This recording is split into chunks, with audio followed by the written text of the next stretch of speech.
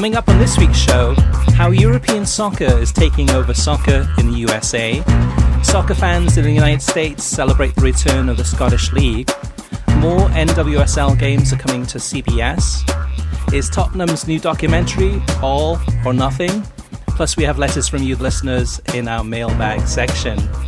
I'm Christopher Harris, aka The Gaffer, joined alongside my co-host, Kartik Krishnaiyer. Now, Kartik, it's always funny because when we do this podcast, sometimes I think some episodes will be shorter than others, and the ones I think will be shorter than others end up being a little bit longer, just because there's so much to analyze. And you did an interview last week, which was really interesting with, I think it was it Full Sail University? Yes. About the World Soccer Talk podcast, among other things, about your career as a journalist.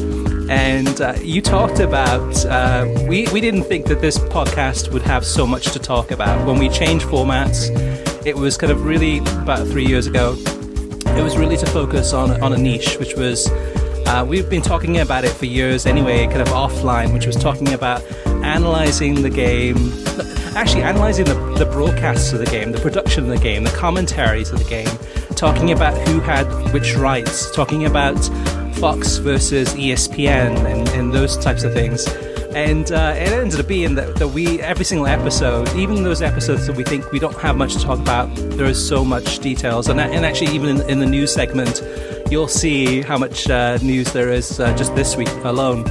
So, yeah, it's interesting, Kartik, because you were talking too about the previous incarnations of this podcast, which have been going on since 2006. And we have more to talk about now. We have more listener feedback than ever before, even when the podcast was very popular back in the day too, with Lawrence McKenna and many others, focusing on analysing, like actually previewing Premier League games and reviewing Premier League games. Now we've expanded it. But do you agree with that kind of analogy, Kartik, in terms of this podcast?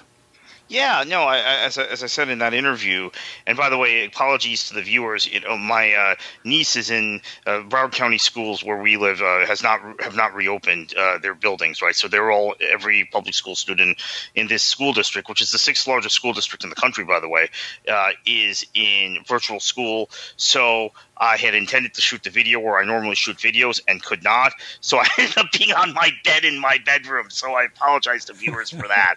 I know it looked very awkward, but still, the point being that, yeah, as I mentioned on that broadcast, I did not expect this version of the podcast to take off the way it did. And I think within 6 months, I realized we had quite a niche that people were interested in and talking about, and now 3.5 years later, we're rolling, and there's so much news every week in the broadcast space. And I think it's also because we captured the moment where there was a lot of transitioning going on from traditional over-the-air and linear broadcasts to streaming, and so we captured that moment as well.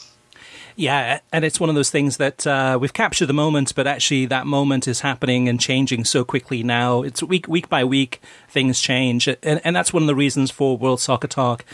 Pretty much the main reason really is to make it easier to find out where and when to watch games. So TV schedules, news about rights, who has which games, and it is an ever-changing field. So that's our focus 100%.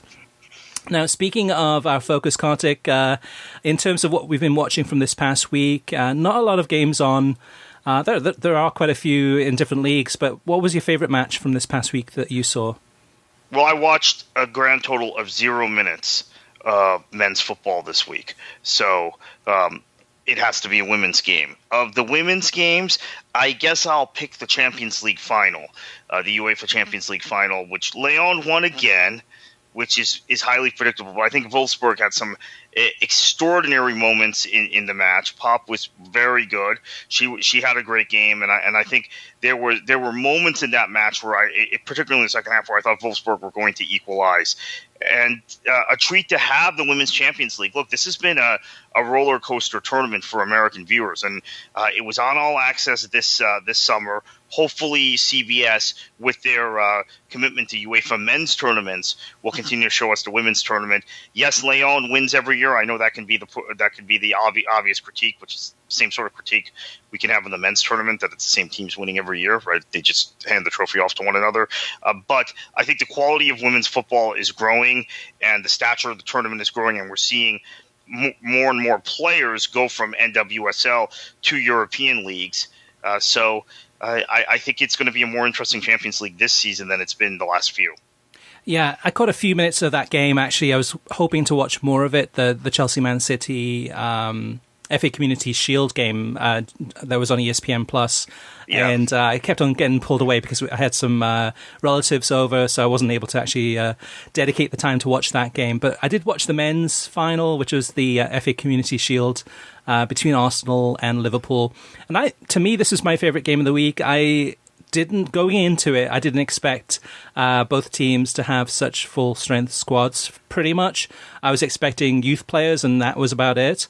It ended up being pretty entertaining. It was a good 1-1 draw in the 90 minutes, and then, of course, going to penalty kicks.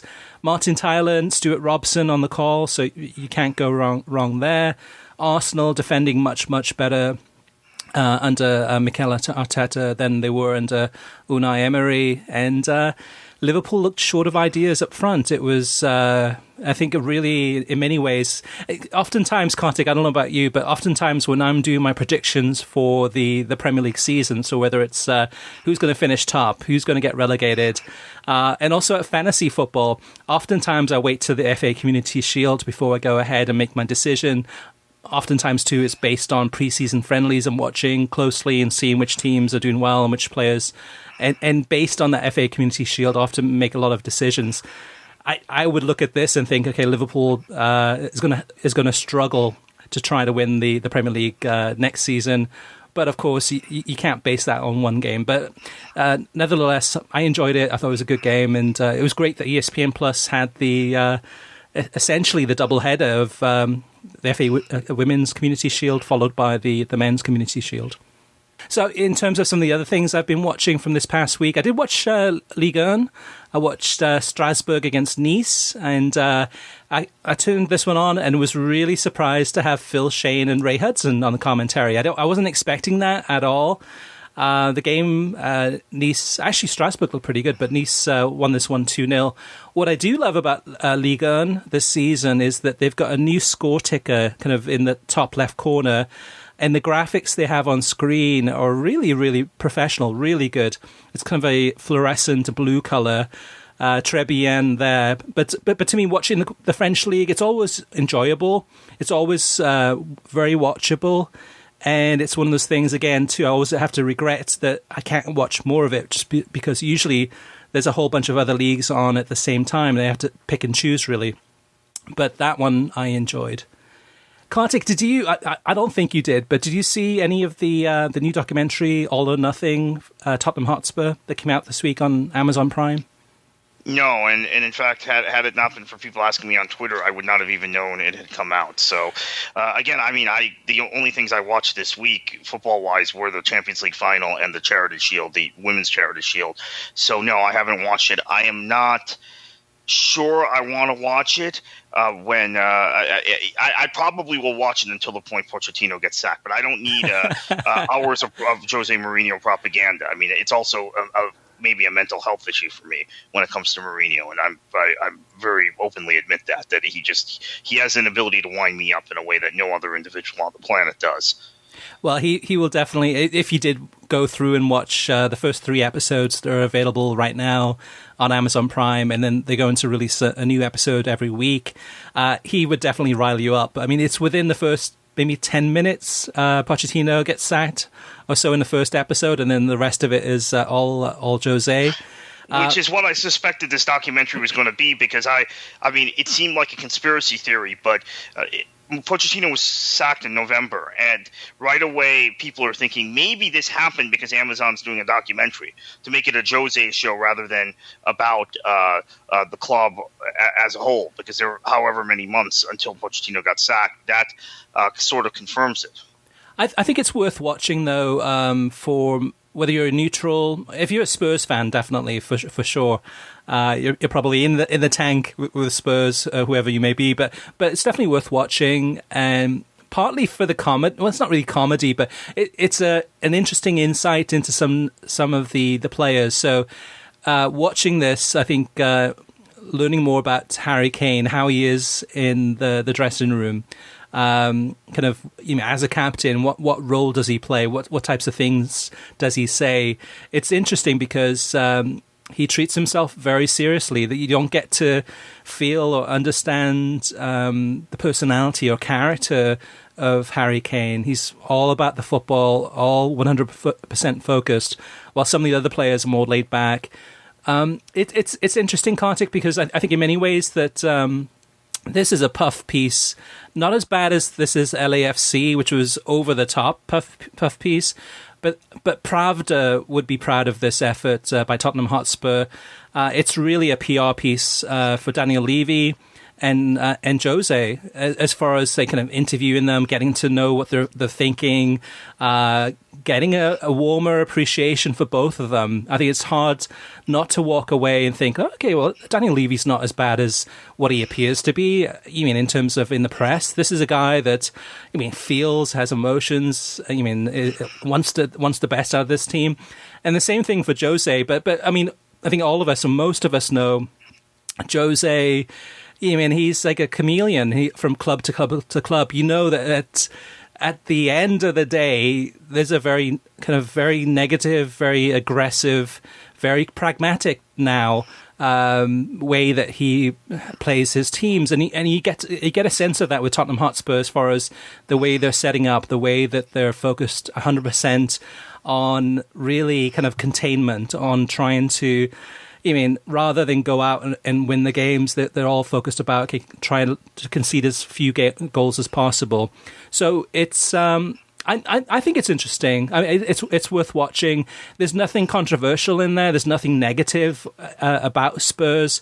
The one thing watching this one really is kind of the centerpiece for this film. Really is the new stadium, the new White Hart Lane, and.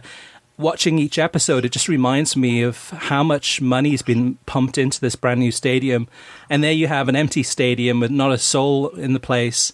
The end of last season and going into the beginning of the new season, and how much money they must be losing. It just, to me, it's like I'm watching this thinking like, oh my gosh, this was the worst possible timing to build a stadium of this level with no fans and no fans too from the NFL games in that stadium. But I think it's worth watching. I would recommend it. Again, it's on Amazon Prime Video. If you have Amazon Prime, it's free. And some people might hate it. Some people might love it. I thought it was interesting, but although at the end of the day, it's still a PR piece. What about you, Kartik? Anything else stand out from this past week?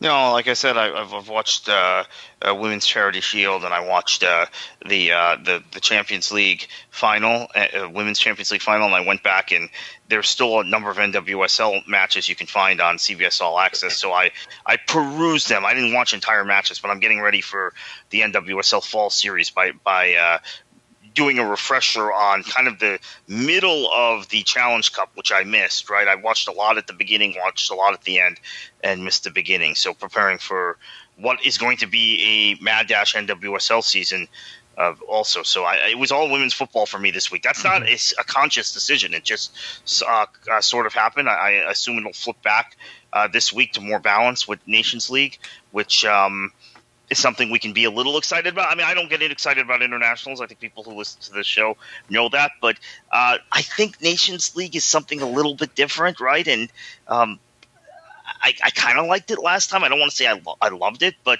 I probably will watch Portugal, Croatia, Spain, Germany. There are a couple of really kind of tasty matchups this week. Yeah, and I think Netherlands against Italy is a game I think next week. Oh yeah, that one too, right? Yeah, it's a surreal time though, Kartik, because we're in an international break now. So when listeners are listening to this podcast, we're in the international break. Although it doesn't feel like it, because usually we have the beginning of the new seasons in August, and then now we would be in this interruption in this international break, which really kind of cuts into the season to the beginning of it. And then, of course, usually about 10 days to 14 days later, we're back in the heat of the European seasons. But it is a bit surreal, though, too, because you have none of the teams in CONCACAF or CONMEBOL playing games. They would normally be playing... CONMEBOL would be playing World Cup qualifiers. You'd have Argentina, Brazil, etc. playing. CONCACAF, you'd be having, the... CONCACAF Nations League games being played. League, yep. I mean, there's no friendlies in CONCACAF. There's no friendlies in CONMEBOL. So what you really have right now is European soccer taking over. It's been front and center since May when the Bundesliga returned. And then throughout the summer, you had some of the European leagues finishing their seasons, as well as the Champions League tournaments and Europa League tournaments. And now the next 10 days, it's really monopolized by UEFA, by the UEFA Nations League. So it's an ideal time for them to see if they can actually get some decent TV viewing numbers. Of course, you mentioned the Portugal-Croatia game this weekend on ABC. There's the Iceland-England game also on ABC earlier in the day. Most of the games are going to... Actually, all of the games, every single UEFA Nations League game is live. It's on both Tudo and ESPN, which could be ESPN3, ESPN Plus. We have the full schedule at worldsoccertalk.com. Interestingly, though, Kartik, MLS is playing through the international break, which I guess there's no problem doing it this time. Usually they get a lot of criticism for doing it.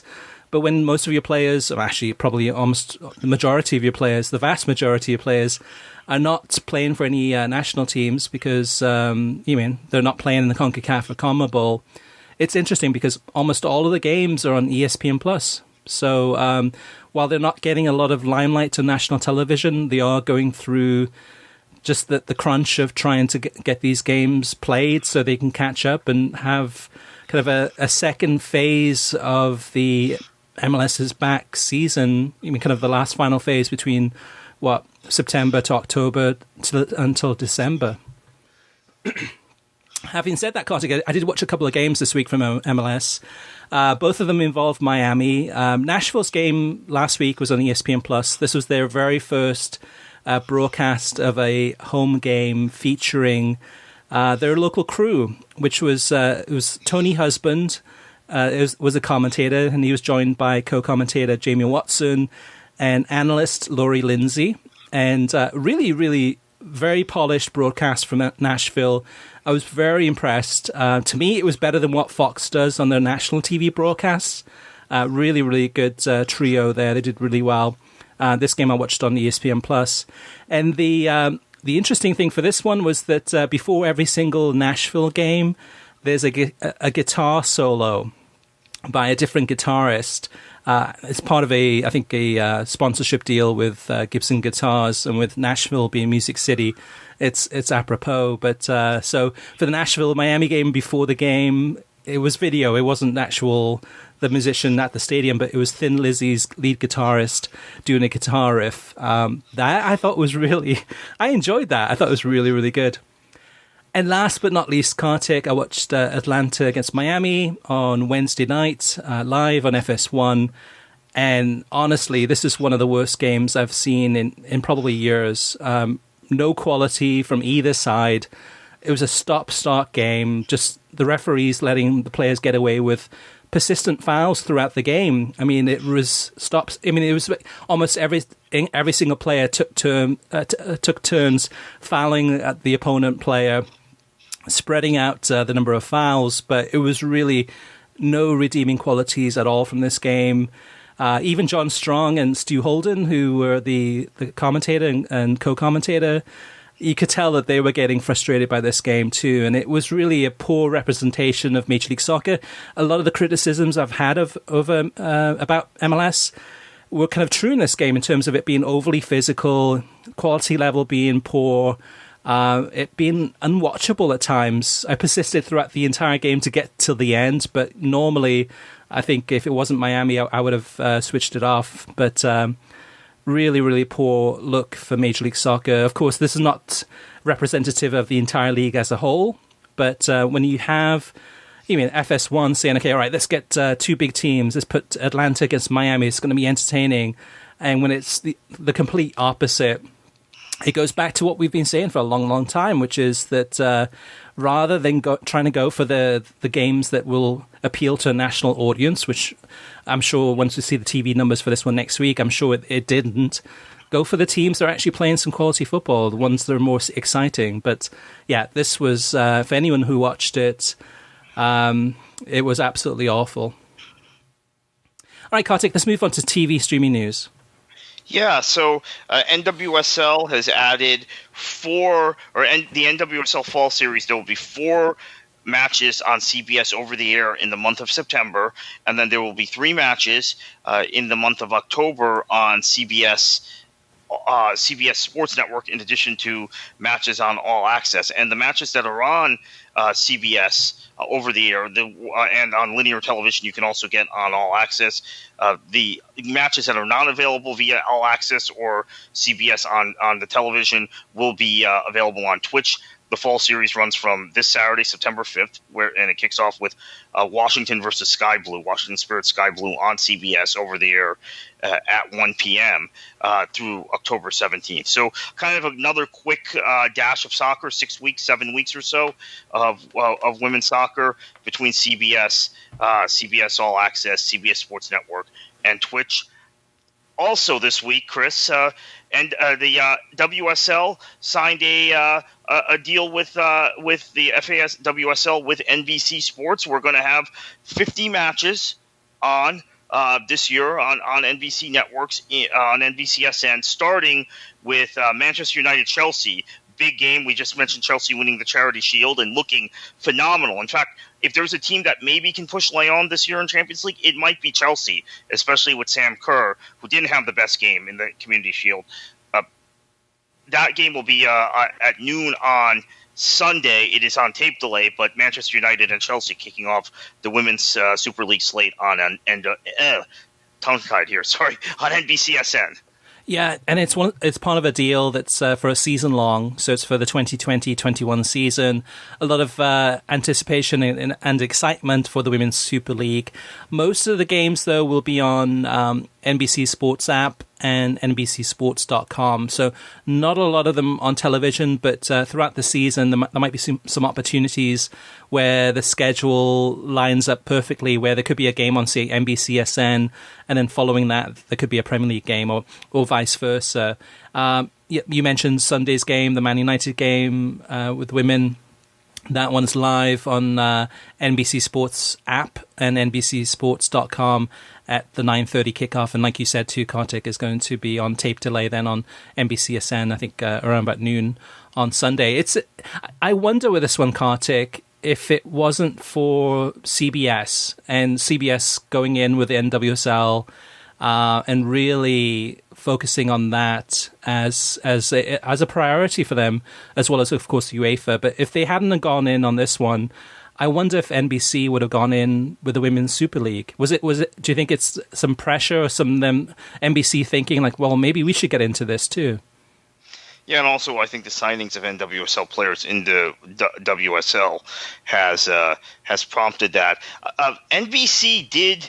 They and BN were also in the running for NWSL rights. So they had expressed interest when CBS got the rights. Octagon, the media partner that had been retained by NWSL, made a deal with CBS. But NBC was certainly in the running for that. They showed more interest in that than they have in other soccer properties outside the Premier League lately. So I think women's football has been on their mind, and there are some legitimate stars that American fans know that are moving to England. Obviously, Sam Mewis and Rose Lavelle have signed with Manchester City. You've got Sam Kerr, who I just mentioned, at Chelsea, and a number of other former NWSL players floating around. Plus, quite frankly, those fans of the Premier League who are into club-centric thoughts, there has been a real effort by some of the bigger clubs in England to promote their women's side to their supporters, even in the United States. Manchester City, Chelsea, Arsenal, and now Manchester United, I would put in that bucket. One club that does not do well by the women's game and gets a lot of criticism is Liverpool. Let's see if maybe this deal in the U.S., which would increase their U.S. marketing capability, may prompt them to put a little more effort into that side. We will see. Yeah, that's a big thing, Kartik, too, because I think somebody asked on Twitter last week, they said that with the Women's Super League going to NBC Sports, would soccer fans who usually watch more of the male version of soccer, would they start watching the Women's Super League? And I think yes. I mean, for the most part, I mean, if you're a fan of whatever club in the Premier League, well, for me personally, so my favorite club, I'll watch the first team play. I'll watch U21 games, usually streaming, over the internet. I'll watch those. I know that they have a women's team. It's not in the Super League, but if any of those games were on streaming or television, I would watch those too. I support the club, so that club could be any the academy, the first team, the women's team, whoever it may be. I support the club. So I think for NBCSN and NBC Sports, it's a smart move because, like you said, a Man City fan will probably likely watch the women's team and support that team because you support the club, not the league. You don't support. I mean, this is different in America, but there's a lot of people that support NWSL, or there's a lot of people that support MLS. And overseas, that's not so much a thing. You support your club and that's it. Yes, they're in a league, but you don't support the league. Maybe if you're a neutral, you watch a lot of the games from that league. But yeah, I think it's a smart move, and I'm looking forward to it. I'm looking forward to watching some of these games and trying to... It's a smart move by NBC, because it pulls more people into watching soccer games on NBC as opposed to going to CBS. It's going to be some competition for the NWSL, which is a good thing. Next news item, and this is a big one that we broke here at worldsoccertalk.com last week, and that is that ESPN Plus has acquired the rights to the Scottish Premiership for the next 5 years.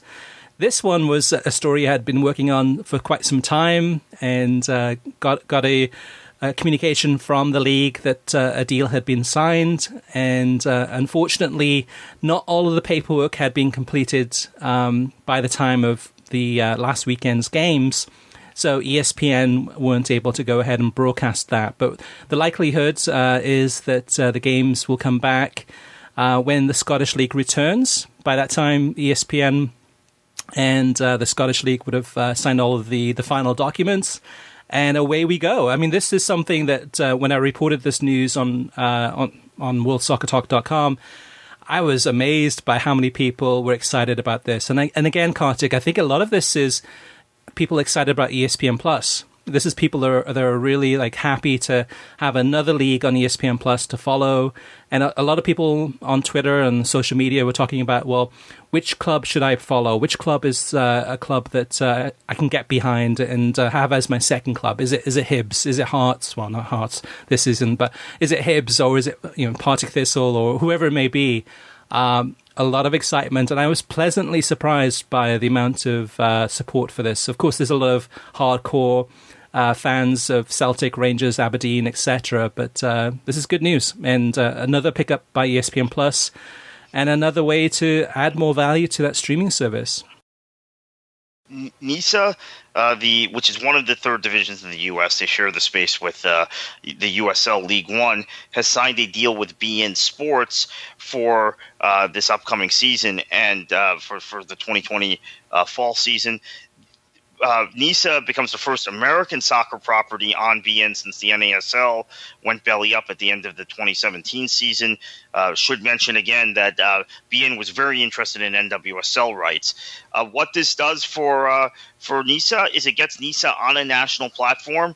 Their matches have been streamed on MyCuju to this point, and that's a positive thing for the league. At the same time, beIN is in less than 10 million homes. We have to mention that. And a part of this deal that NISA seems to be counting on are people using beIN Sports Connect via some of the local affiliates that pick that up. I think for your hardcore fan, and there are some hardcore fans of specifically three NISA clubs, Detroit City, Chattanooga FC, and the New York Cosmos, that might be an option.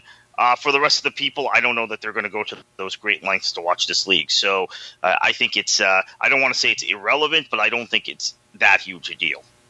Moving on to another news item, that is that the Premier League schedule has been announced for the upcoming season from basically September 12th all the way through to the end of the season. The end of September, I should say. And most of the games are going to be on your regular NBCSN, but there are quite a few that are exclusive to Peacock, including Sunday's game, Sunday, September 13th, Spurs against Everton, 11:30, which is usually the time for the biggest game of the weekend.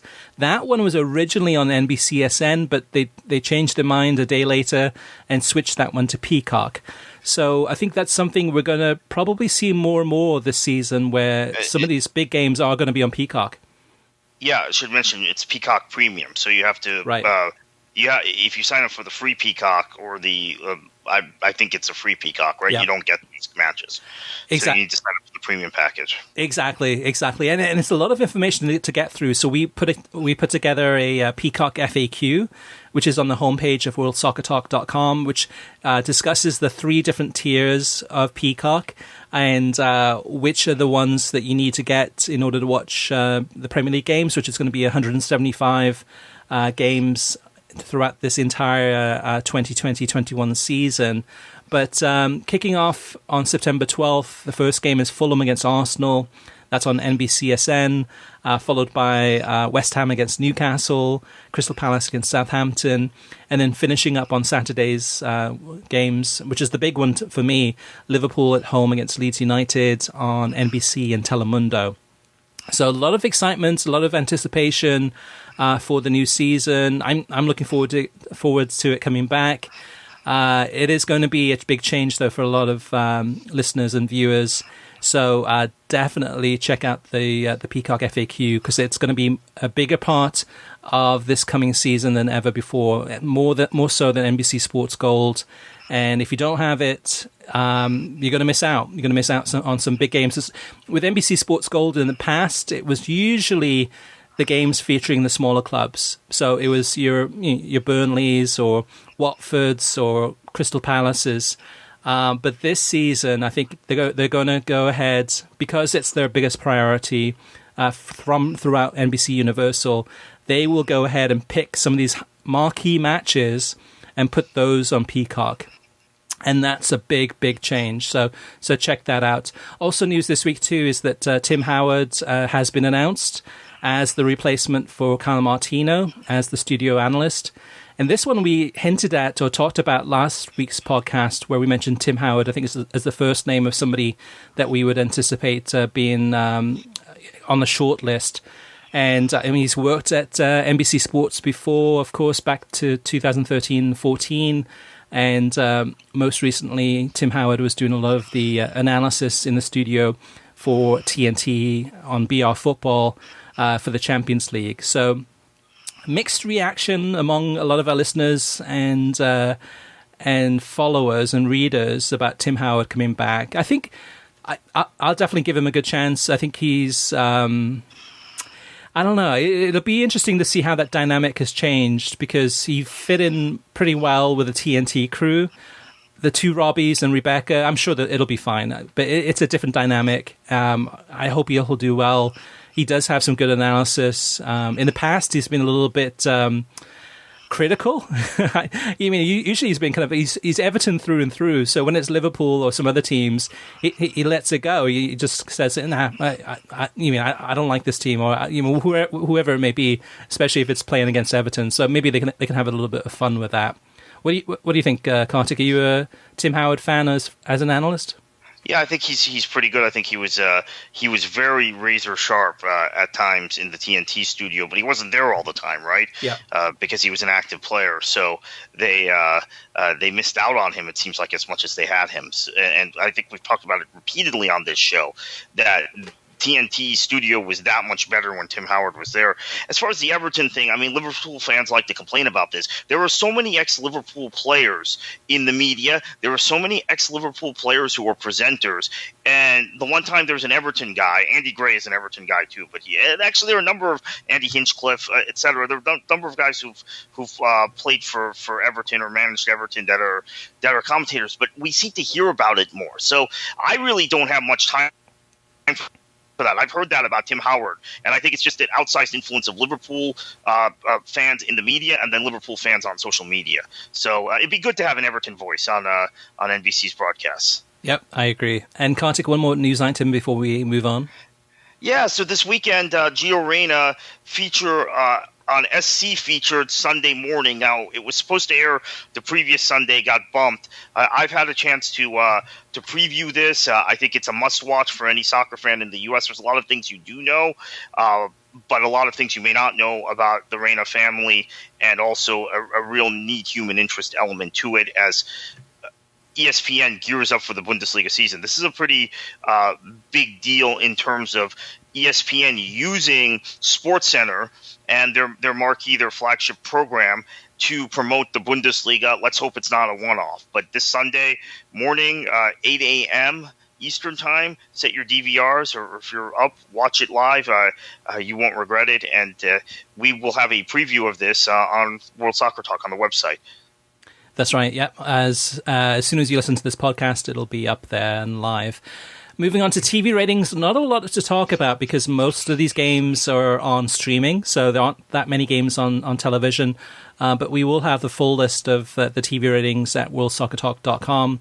The one that jumped out, Kartik, was a big game. It was Seattle Sounders against LAFC on Sunday night on FS1, 10 p.m. Eastern Time. Yes, a late kickoff for the East Coast, but prime time for the West Coast.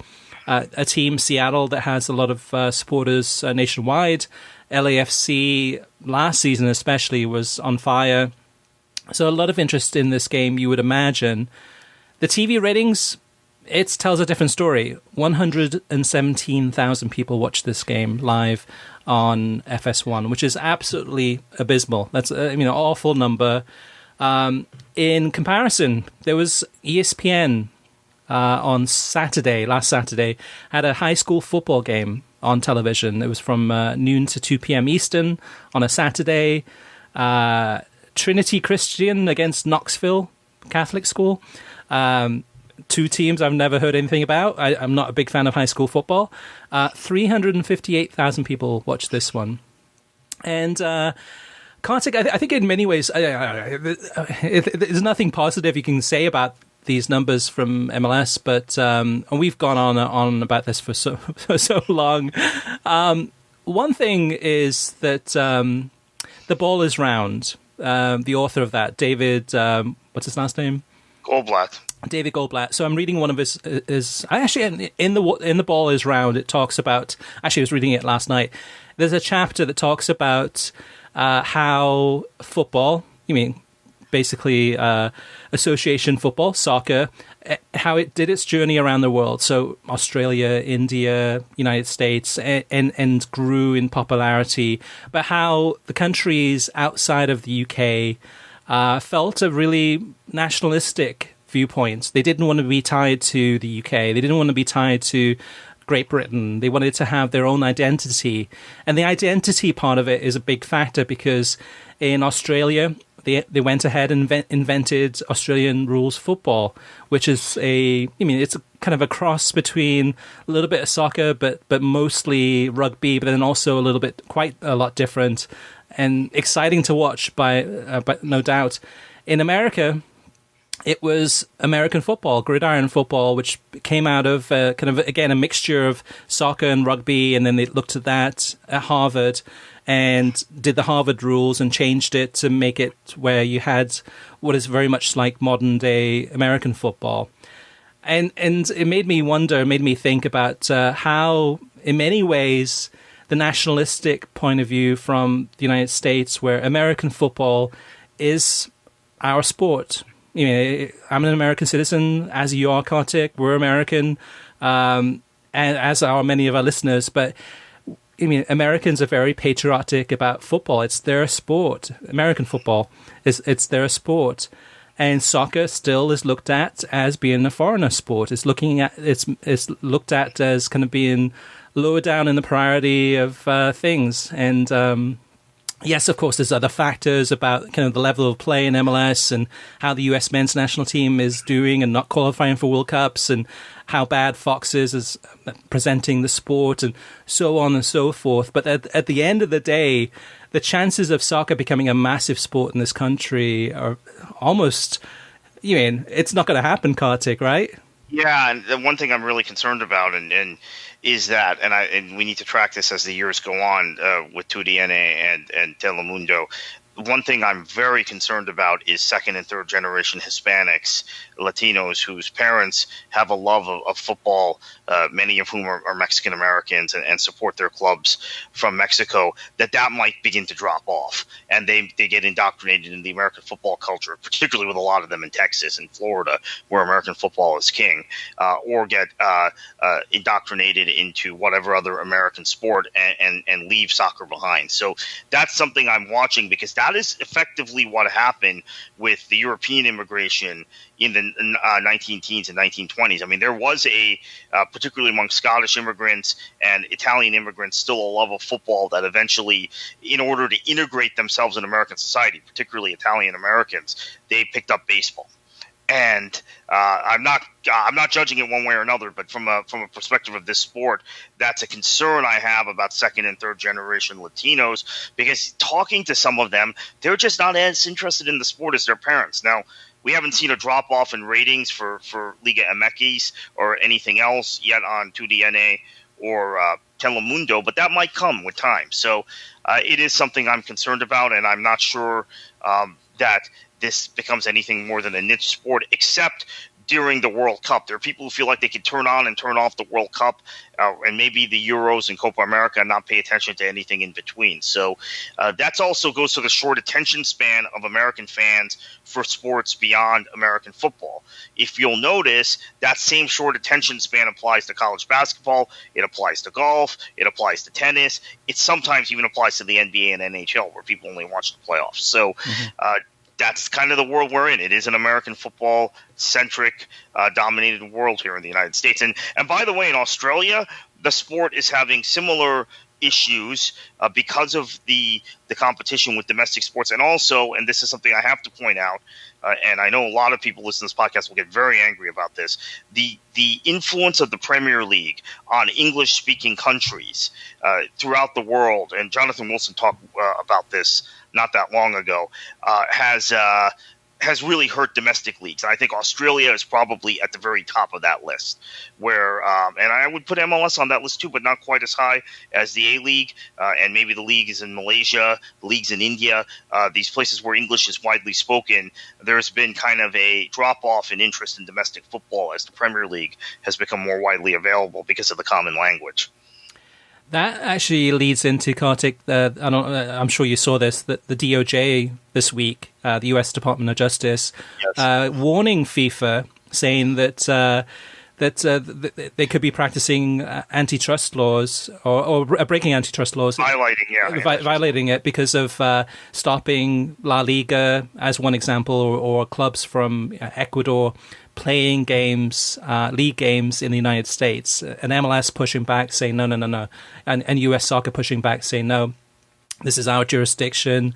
It's not a good thing to have those teams coming in and playing in the United States. But it's that's a story to watch for sure, because that could have some massive implications. That could change. That really, Kartik, it could kill Major League Soccer. You mean? Yeah, Barcelona's playing a match or two each year in the United States. That's that's a problem for MLS. And then the 39th game thing from the Premier League has gone away, but I could see it very easily coming back. Serie A seems to have no inhibitions moving their Super Cup to Saudi Arabia. I'm sure they will follow suit. So I think the floodgates could open. And in terms of Australia, since we're talking about Australia, I think it's once the FIFA's jurisdiction over these sorts of countries in the West, which have strong antitrust laws, are broken. And I think that it may not apply to developing nations because their laws are very different. But the actual national laws regarding antitrust, it's actually stronger in places like Australia and Europe than it is in the United States, based on my interpretation. People can argue about that. But there may be games all over. And I don't know that there'll be the backlash now in Britain that there was in 2008 when the 39th game was originally proposed. I think we're now more than a decade on from that point, and there's more and more recognition among fans of football that it is a business. This is the way it goes. A lot of people in Britain, this again, every time we bring this up, it surprises people in the U.S. There were a lot of people in Britain who do not watch the Premier League, who do not care about the league, and have kind of written it off. They go to non-league football, they watch lower league football, or they're just watching England when they play. So I think there's a better chance of the Premier League getting away with a 39th game now. And as far as La Liga is concerned, if this happens, we know they're going to move games to the United States. That's not even a mystery. We don't have to speculate about it. Right. So it could be a very big threat to MLS for sure. Yeah, the 39th game, the chances of that getting pushed through and approved by the clubs in England, the timing, actually, if they were to do it at any time, it would be now, because in many ways, I mean, usually the biggest complaint is that football supporters in the UK, I mean, fans of Spurs and Man City and Liverpool and all the clubs would say, well, that's not fair. I'm a season ticket holder. I'm missing out on going to that game to support my club. Now that game's going to be played in Miami or New York or wherever it is. But at this point in time, season ticket holders of any club in England, they're watching games online. They're watching games through streaming. All the games are going to be available through in the UK, so that season ticket holders can watch it on their devices, the laptops, the TVs, whatever it may be, until this whole coronavirus thing is over and fans can go back into the stadium. So behind the scenes, behind closed doors, Kartik, I would not be surprised if discussions are taking place and they're trying to figure out how to do this in a way that's going to benefit everyone involved. And so, yeah, we'll have to wait and see on this one, but it's definitely a story to watch. Listener mailbag. First up is Chris Hardy.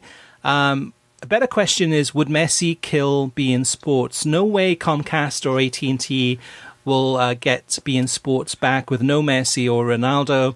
This is the death nail, in my opinion, if he leaves. Or should I say when? I don't know if I watch La Liga, if I'll watch La Liga if he leaves, and that was my second most watched league besides the Premier League. And there's no doubt that Messi is going to have a massive impact on La Liga, whether he stays and plays, and or whether he leaves. There's definitely going to be a lot of fans that will leave and start watching other leagues because they find those more entertaining, because without Messi, without Ronaldo, it's not the same. But having said that, though, too, La Liga, who's going through a really tough year this year as far as not making it into the latter stages of the Champions League, but also in terms of players leaving, this still has a large quality of technical players. It's still an exciting league to watch. Perhaps not as big as in previous seasons, but that could change. Next, I think they have to be prepared for Messi to leave at some point. It probably won't be this year, in my opinion. It might be next season or down the road, but they have to be prepared for him to leave. And what are they going to do in terms of being a global property after that?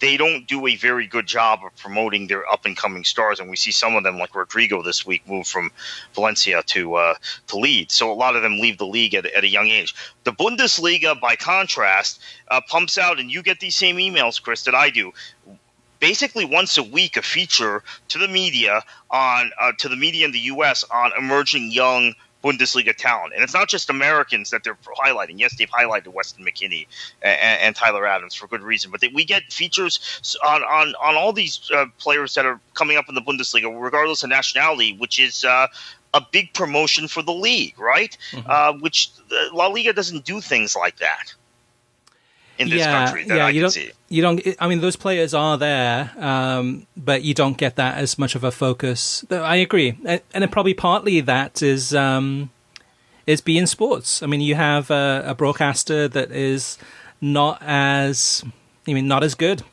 as a CBS Sports, and not as good as an NBC Sports, that doesn't go into a lot of depth, that has lost a lot of its talent, has scaled back a lot of its resources into broadcasting it. So you get, I enjoy Phil Shane, I enjoy listening to Ray Hudson and Andres Cordero and Eric Krakauer and others. I mean, there's some good commentators there, and there's some good talent and good analysts in the studio, but it's not at the level of a major broadcaster where they're doing a massive pre-game show and doing a focus. So they're not doing like a feature on Gio Reyna, or the Spanish version of Gio Reyna, and doing a broadcast on Sports Center on a Sunday morning. Yeah, it's night and day. And also, quite honestly, it's how the leagues invest the money from television deals. So there was a noticeable uptick in the Bundesliga's communications and presentation, and actually now money for clubs to go out and scout, and the league improving from when they signed that deal with Fox. We can say whatever we want about Fox in the United States, but the Fox international deal really helped transform the Bundesliga. I have not seen La Liga's multiple international deals with BN do anything remotely similar. So in terms of cash infusions for clubs, the way the league is promoted, its international profile. Now, granted, La Liga started in a higher place, but I think and we sometimes get clouded by this in the United States because of our views of Fox's broadcasts of soccer here. But the Fox deal internationally, which began the same year as the Fox deal in the U.S., was actually quite a big deal for the Bundesliga, and they reinvested that money wisely. I think in many ways, Kartik, though, that La Liga would definitely disagree with you there. I mean, there's a lot of deals that are done that are, I don't know, 2 weeks ago there was a deal done in the United States to have La Liga highlights put on gas station television sets. So when you go to a Shell gas station, you're pumping your gas and you have the TV screen there. Sometimes it has local news or weather. Well, part of that's going to be La Liga. They've done some deals with... They got a weekly video show with Jimmy Conrad. They've done a lot of work with going into the different cities and doing camps and things like that. They've done a lot. They've actually done more. I'd say maybe not as much as the Bundesliga. And La Liga has a weekly newsletter too. It's not as good as the Bundesliga one, but they've done more than the Premier League in many ways. I mean, the Premier League, that I won't disagree with. The Premier League fan fests are really an NBC-driven experience. It's the Premier League is involved, but it's really NBC driving that. But yeah. This is a larger argument, and maybe not for the show. At some point, the Premier League's conservatism and arrogance will probably get the best of them when compared to other European leagues. It may not be in the next 10 years, but there is a definitely less progressive approach in promoting themselves and allowing access than other leagues, and doing the sort of grassroots things you just described La Liga is doing. I've said the Bundesliga is doing. So, again, the Premier League's on a pedestal that the other leagues aren't on, so maybe they can afford to be more conservative and be more restrictive, but I think in time it might catch up to them. RJ Hawkins says, Chris and Kartik, this is the first summer in a while where the big European clubs have not played their preseason friendlies in the US. Personally, I think that the ICC will have a tough time rebounding, as soccer-savvy US fans have increasingly understood that it's hardly a tournament, and shelling out big bucks to see largely fringe rosters will be harder and harder to get from the American soccer consumer. In my mind, the golden age of the ICC in the US has passed. Agree or disagree? Kartik, I know you have strong opinions on this one, as do I. Thing comes in again. Look, first of all, I completely agree. I had actually made that observation several years ago that Americans now are more sophisticated about friendlies. They know that they're not meaningful games. We've seen attendance drop. But this is another Premier League issue where, Chris, you and I both know, and I don't know if we've ever discussed it on this show, that the Premier League itself is less comfortable with their clubs participating in the ICC than the other leagues in Europe. So this is another area where they think that they're on some sort of pedestal, and there may be a time when there are no Premier League clubs in the ICC, and it's they go and get some South American clubs, or obviously Chivas has been in it now, so Mexican clubs, and then it's clubs from the other four big European leagues. Sometimes Germany can't. That's tough because of the timing, but we've seen Dortmund and Bayern now participate. That might be what happens with the ICC. It might be another issue of the Premier League going off and doing their own preseason tournament, right? There might be a Premier League USA tournament. Yep.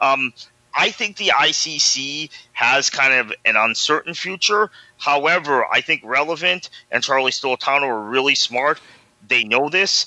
There's some sort of pivot that's going to happen that maybe we're not aware of now.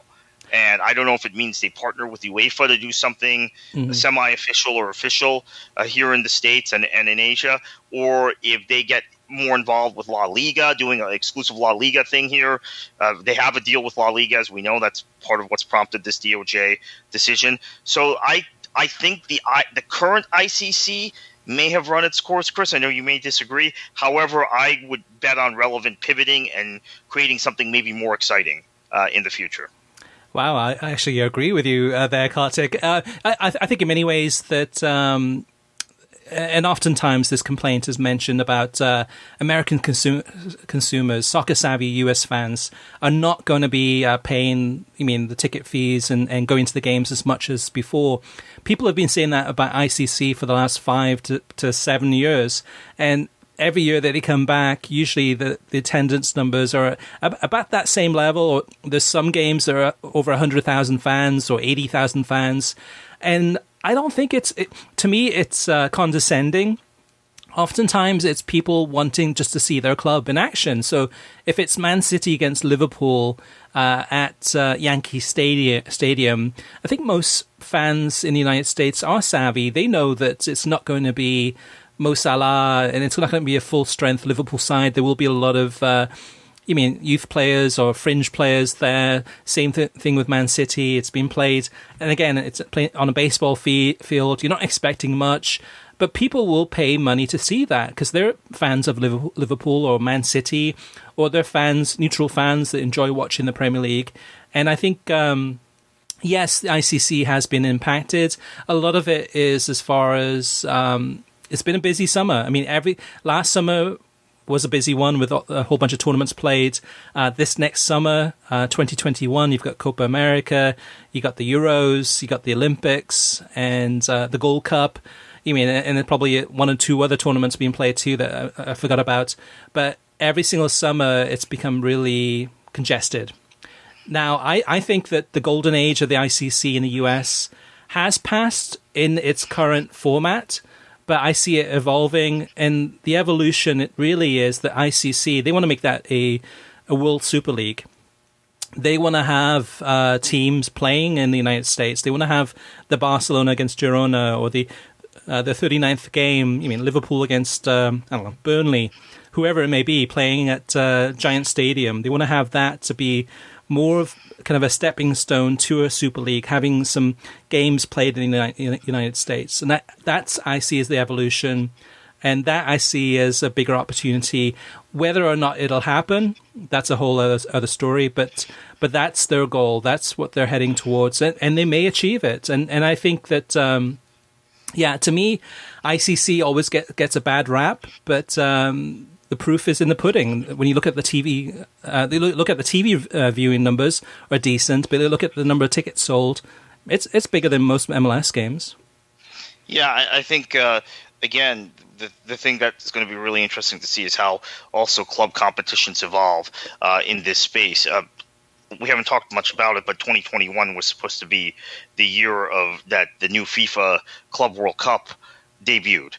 Now I think with COVID and everything being pushed, that is doubtful that they get that summer tournament in, which then also means Relevant and the ICC have more time to work on some sort of deal to replace what they've got now, to pivot and maybe to compete with FIFA on that front. So keep an eye, and obviously they're taking on FIFA even with the DOJ here in the U.S. So they may be really big players as we go forward. Next up is Chris Guardino, and Chris says, I would like to talk about Fox and their soccer coverage because it was mentioned for a bit during the podcast. Fox, in my view, going forward, will only be focused on one thing when it comes to soccer, and that is the World Cup, which they have the rights to until 2026. That, for them, is one of their biggest properties they currently have, along with the NFL, college football, and to a certain extent, Major League Baseball. The reason why they have lost all of the leagues they were mentioned in the podcast and about to lose MLS, in my opinion, is because they don't really care about producing a high-quality broadcast and attracting new fans to the sport or keeping existing fans. They simply throw games on TV without regard on how people will look at the coverage. For example, with MLS, before the pandemic, Fox had only planned to show 3 games on national TV and the rest on FS1. Compare that with ESPN, who plan to put 10 matches on ABC. This alone shows me how uncommitted they are to the league. It is sad to see what has become of Fox's soccer coverage. Having grown up watching the Premier League and Champions League on my local Fox Sports network station and watching Fox Soccer Channel religiously throughout my childhood. ESPN, NBC, CBS, and Univision are all far better sources for getting soccer content, and unless Fox puts a more dedicated effort into their World Cup coverage for the upcoming tournaments, I would expect them to lose the rights after 2026 unless FIFA wants to continue to receive the billions of dollars they're getting from Fox. Hard to disagree with what Chris has said there, Kartik. No, I think he's spot on. All right, this next one's for you, Kartik. I'm not sure if you remember this one, but let me give it to you. Mark Doherty mentioned, he said, listening to last week's podcast, I caught the question about the Apple TV workaround. Can you tell me more? I have 2, and it's the only thing I use. And for those listeners who may not remember this question, this was a question about talking about having to switch channels on your TV. That oftentimes with cable TV, it's just easy. Flip, going from Fox to NBC to whatever. With streaming, it's more difficult because you often have to go into your input source and change from, say, a Roku to a Chromecast to whatever it is, and maybe back to TV.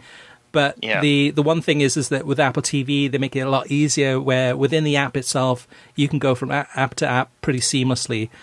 Do you remember what the solution is? Yeah, so I think I know what Mark's referring to, which is now Peacock is the outlier, is the problem here. So let's forget Peacock and Peacock Premium for a moment.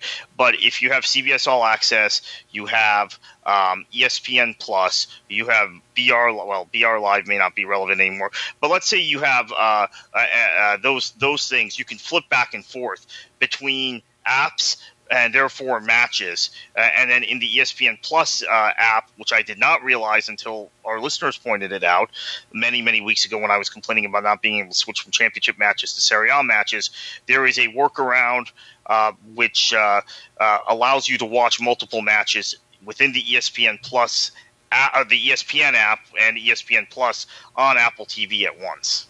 Okay, so Mark, keep on digging. It's there.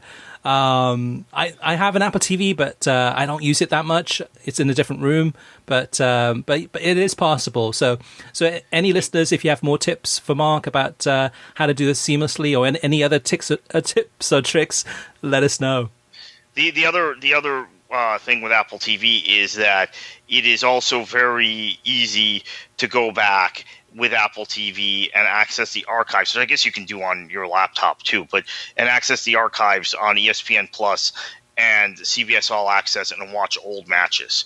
So there's no DVR feature, but the archives are all there, and it's pretty seamless in finding it. It's a lot more user friendly, I think, than some of the other external devices, in my opinion. And maybe maybe I'm partial because I have it, but I found it very, very convenient. Yeah, definitely. That's the feedback I've been given to, is that it's more seamless about integrating all the different apps together, all the different services that you watch, and having it in one central place.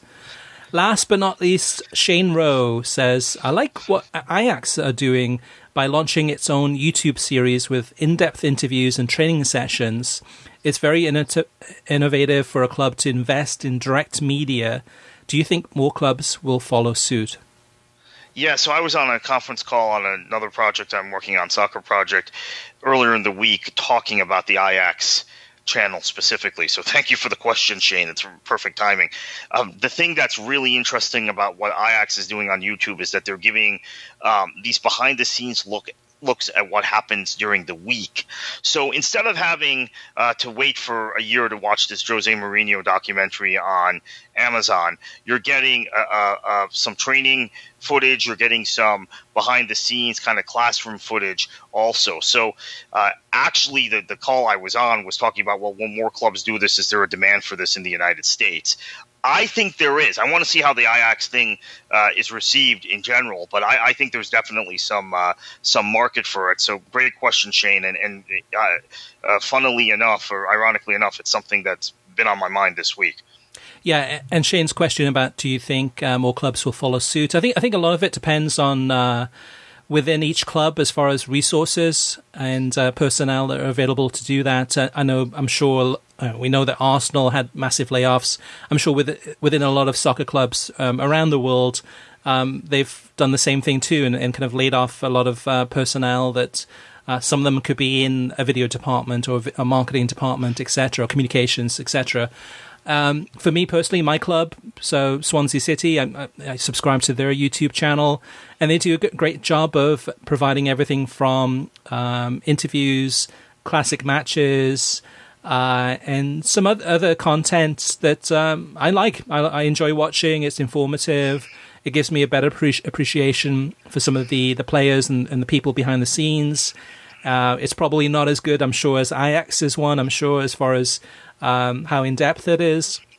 But no matter what club you support, definitely go to YouTube. Check out their YouTube channel, and if they have one, I like that clubs don't... I mean, I'm sure there's a lot of clubs that just keep everything on their website. They just want everyone to go to their player, right? Their video player, and watch everything within there. And sometimes the video players are kind of funky, or they're old, or they just don't work that well. YouTube's so much easier. But yeah, I hope, and I think more clubs will follow suit with similar strategies, because it helps with loyalty. It helps with keeping fans informed. It helps with giving them a better appreciation of their club and everything that they do, and communicating to them.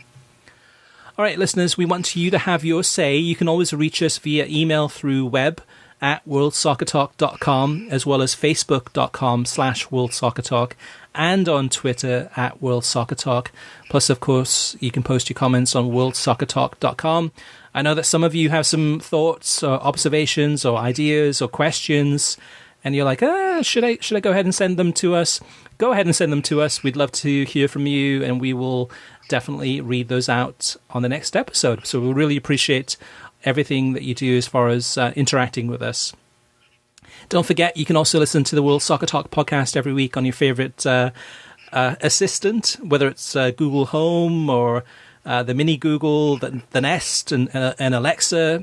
Just tell your devices to play World Soccer Talk or the World Soccer Talk podcast, and that should bring up the latest episode. So, Kartik, heading into another week, there's a lot of things to look forward to, right, this weekend. Actually, League Cup first round starts Saturday. You got, I think, Derby County against Barrow. I think Walsall against Sheffield Wednesday. There's a ton of friendlies on, I know, over the weekend on both Saturday and Sunday. Ligue 1 continues. And what else is going on, Kartik? MLS games, of course, Liga MX games, and I'm sure I'm forgetting some things too that are happening this weekend. Yeah, obviously a lot of women's football also going on with everything, and Nations League. There's so much going on, Liga MX, etc. Some matches from South America. Tons of football again as we kind of pull out of the COVID period, or we try and pull out of the COVID period. Unfortunately, Neymar, among others, has tested positive in the last few days for COVID. What a plonker. We're moving on, hopefully. of all players, I mean, I'm not surprised that Neymar ends up... Yeah, right. I mean, it was like, oh, well, That was the reaction generally, right? When some other guys, David Silva tested positive this week also, and everyone's like, it's too bad. With Neymar, it's like, wait, figures. That was the reaction. Again, I'm not trying to cast aspersions, but that was the general perception. When those two players tested positive, the reaction was completely different. So no matter what league you watch, what club you support, lots of games to choose from this weekend. We'll be back next week. And in the meantime, Kartik, what should they do? Enjoy your football.